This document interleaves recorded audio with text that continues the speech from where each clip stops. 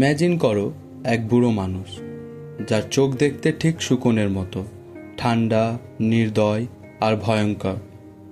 সে চোখের দিকে একবার তাকালেই তোমার শরীরের রক্ত যেন জমে যাবে বরফ হয়ে। কেউ বলবে এটা কেবল ইম্যাজিনেশন, কিন্তু আমি বলবো নো, ইটস রিয়েল। কারণ এই চোখের জন্য ঘটতে চলেছে একটি স্পাইন চিলিং মার্ডার, আর শুরু হবে এমন এক গিল্টের যন্ত্রণা যা মৃত্যু থেকেও বেশি ভয়ঙ্কর। আজ আমি তোমাদের নিয়ে যাচ্ছি এডগার অ্যালান পোয়ের দ্য টেল টেল হার্ট গল্পে, যেখানে ম্যাডনেস আর মার্ডার হাত ধরাধরি করে নাচে আর সত্যি লুকিয়ে থাকে পাগলামির আড়ালে। হে বন্ধুরা, আমি আজিজ। স্বাগতম আপনাকে আমার ইউটিউব চ্যানেল ব্রেন বুস্টার 2x-এ। এখানে প্রতিটি গল্প শুধু শোনা নয়, অনুভব করা যায়। রহস্যের আধার, রোম্যান্সের ঢেউ আর আবেগের রং সব মিলিয়ে এখানে আপনি খুঁজে পাবেন এক নতুন দুনিয়া। তাহলে চোখ খুলে রাখুন, কারণ পরের কয়েক মিনিটে আপনি হারিয়ে যাবেন গল্পের জাদুতে। চলুন শুরু হোক অভিযান। প্রথমে আমরা জেনে নেব এই গল্পের কিছু প্রাথমিক তথ্য। এই গল্পটি লেখেন এডগার অ্যালান পো এবং এটি প্রথম প্রকাশিত হয়েছিল 1843 সালে। এটি একটি গথিক ফিকশন। পাগলামির এই গল্পে ঢোকার আগে চলো জেনে নিই কারা আছে এর ভিতরে। প্রথমে গল্পের বর্ণনাকারী, নাম নেই, মুখ নেই, কিন্তু ভয়ঙ্করভাবে অবিশ্বাসযোগ্য। সে বারবার শপথ করে বলে সে পাগল নয়, কিন্তু তার প্রতিটি কথা আর কাজ উল্টো প্রমাণ করে। পুরো কাহিনী সেই বলছে আর অপরাধটিও সেই করছে। তারপর আসে বৃদ্ধ লোকটি। এই চরিত্রেরও নাম নেই, আমরা তার সম্পর্কে তেমন কিছু জানি না, শুধু জানি তার একটি ফ্যাকাশে নীল শকুনের চোখ আছে। বৃদ্ধ কোনো দুষ্ট মানুষ নয়, কিন্তু সেই চোখই তার মৃত্যুর কারণ হয়ে দাঁড়ায়। শেষে আছে পুলিশ অফিসাররা, শান্ত, ভদ্র আর একদমই সন্দেহহীন।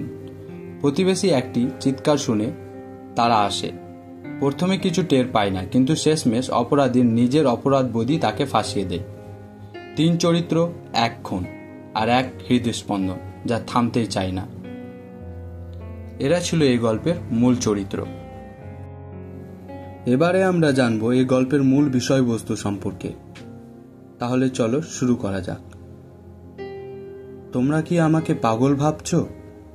না, আমি পাগল নয়। আমার ইন্দ্রিয়গুলো আগের চেয়ে অনেক বেশি তীক্ষ্ণ, বিশেষ করে আমার শ্রবণ শক্তি। আমি স্বর্গের, নরকের, এমনকি পৃথিবীর অনেক গোপন শব্দও শুনতে পাই। আমি কেন পাগল হব? বরং আমার মাথা কাজ করে ঠান্ডা মাথায়, ধৈর্য ধরে।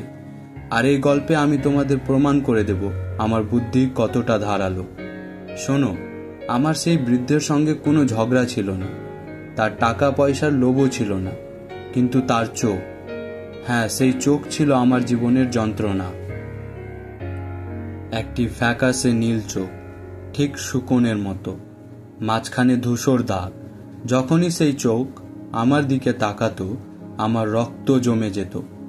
তখনই আমি শপথ করলাম, যেভাবেই হোক আমাকে সেই চোখ থেকে মুক্তি পেতেই হবে। আমি বৃদ্ধকে ভালোবাসতাম, কিন্তু তার সেই চোখ, না, সেই চোখ ছিল অভিশাপ।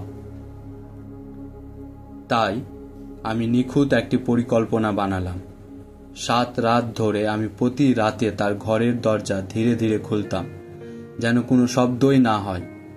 প্রতিবার দরজার ফাঁক দিয়ে একটি লণ্ঠনের ক্ষীণ আলো তার মুখে ফেলতাম, কিন্তু তার চোখ সব সময় বন্ধ থাকত। আর আমি কিছুই করতে পারতাম না, কারণ আমাকে সেই চোখটাই ধ্বংস করতে হতো, মানুষটাকে নয়। তুমি জানো আমি কতটা ধৈর্য ধরেছিলাম? প্রতিটি রাত ছিল এক ধরনের পরীক্ষা। আমার চুপচাপ হাঁটা, লণ্ঠন ধীরে তোলা, নিঃশ্বাস আটকানো, যেন আমি ছায়ার মধ্যে মিশে যাচ্ছি। কিন্তু 8ম রাতে সব কিছু বদলে গেল। অন্ধকারে ডুবেছিল চারপাশ। আমি আগের মতোই চুপচাপ দরজা খুললাম, ইঞ্চি ইঞ্চি করে। কিন্তু হঠাৎ আমার হাত একটু পিছলে গেল, আর লণ্ঠনের ধাতব রড থেকে হালকা শব্দ বেরিয়ে এলো। বৃদ্ধ বিছানায় নড়ে চড়ে উঠল। আমি নিঃশ্বাস আটকে দাঁড়িয়ে রইলাম, মিনিটের পর মিনিট। তারপর আমি একটি ক্ষীণ ফিসফিস কণ্ঠ শুনলাম, কে কে ওখানে? আমার লণ্ঠনের ক্ষুদ্র ফাঁক দিয়ে আলো বেরিয়ে এলো, আর এবার তার চোখ খোলা ছিল।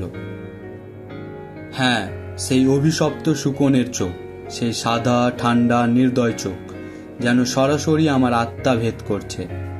আমার শরীরে রক্ত দ্রুত বইতে লাগলো, কানে হৃদয়ের ধূপ ধূপ শব্দ বেড়ে উঠল, এত জোরে এত দ্রুত যেন পুরো ঘরটাই সেই শব্দে কাঁপছে। আমি আর সহ্য করতে পারলাম না। এক ঝাঁপে বিছানার ওপরে পড়ে গেলাম। এক চাপ, এক টান, সব শেষ। সব শেষ হয়ে গেছে। বৃদ্ধর চোখ চিরতরে বন্ধ, আর সেই চোখের দিকে আমাকে আর তাকাতে হবে না। আমি খুব শান্তভাবে কাজ শুরু করলাম। প্রথমে শরীরকে টেনে নামালাম মেঝেতে, তারপর চামড়ার উপর হাত বুলিয়ে নিশ্চিত হলাম কোনো শব্দ নেই, কোনো নড়াচড়া নেই। এখন চাই নিখুঁত গোপনীয়তা। একটা ধারালো করাত হাতে নিয়ে মেঝের কাঠের তক্তাগুলো একে একে খুলে ফেললাম। নিচে তৈরি হলো এক অন্ধকার ফাঁপা জায়গা, মৃত্যুর গোপন কবর। আমি দেহটাকে 3 টুকরো করলাম। হ্যাঁ, খুব যত্ন নিয়ে। এমনকি এক ফোঁটা রক্তও মেঝেতে পড়তে দিলাম না। সব টুকরো ফাঁপা অংশে রেখে দিলাম। তারপর কাঠের তক্তাগুলো আবার জায়গায় বসিয়ে দিলাম, যেন কিছুই ঘটেনি। মেঝে ছিল আগের মতো মসৃণ, পরিষ্কার, সন্দেহহীন। আমি গভীর শ্বাস নিলাম। এখন কেউ কখনো কিছু জানতে পারবে না। রাতের নীরবতা ভেঙে হঠাৎ দরজায় কড়া নাড়ার শব্দ। আমি দরজা খুলে দেখি 3 জন পুলিশ দাঁড়িয়ে আছে। তাদের মুখে স্বাভাবিক ভদ্রতা, কিন্তু চোখে ছিল অনুসন্ধানী দৃষ্টি। একজন বলল, প্রতিবেশীরা একটা চিৎকার শুনেছে, আমরা শুধু খোঁজ নিতে এসেছি। আমি মুচকি হাসলাম। ও, তা কিছুই না, আমি স্বপ্নে চিৎকার করেছি হয়তো।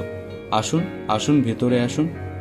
আমি তাদের পুরো ঘর ঘুরিয়ে দেখালাম, প্রতিটি কক্ষ, প্রতিটি কোণা, এমনকি বৃদ্ধের শোবার ঘরও।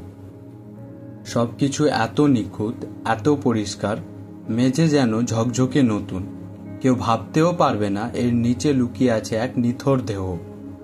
আমি এমনকি তাদের চেয়ার টেনে দিলাম আর নিজেও বসলাম, ঠিক সেই জায়গার ওপরে যেখানে কবর দেওয়া হয়েছে বৃদ্ধের দেহ।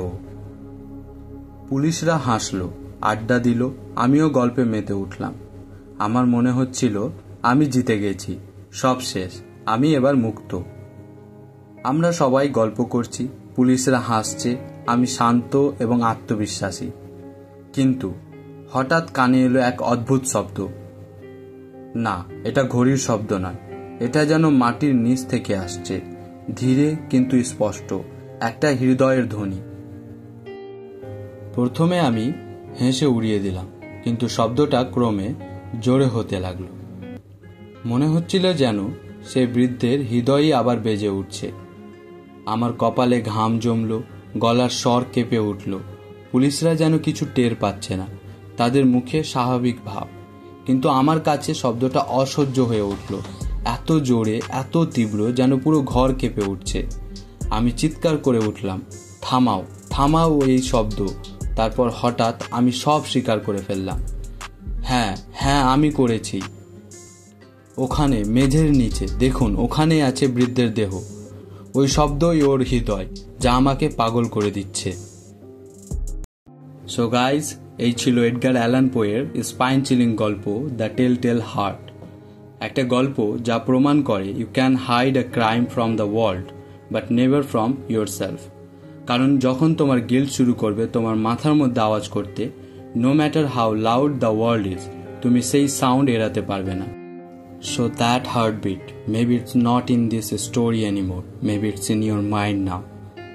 So if you enjoy this thrill, তাহলে লাইক দিতে ভুলো না, শেয়ার করো তোমার ফ্রেন্ডসদের সাথে, আর সাবস্ক্রাইব করো, কারণ নেক্সট ভিডিওতে আমরা নিয়ে আসছি আরও ডার্ক, টুইস্টেড আর ফ্যাসিনেটিং গল্প।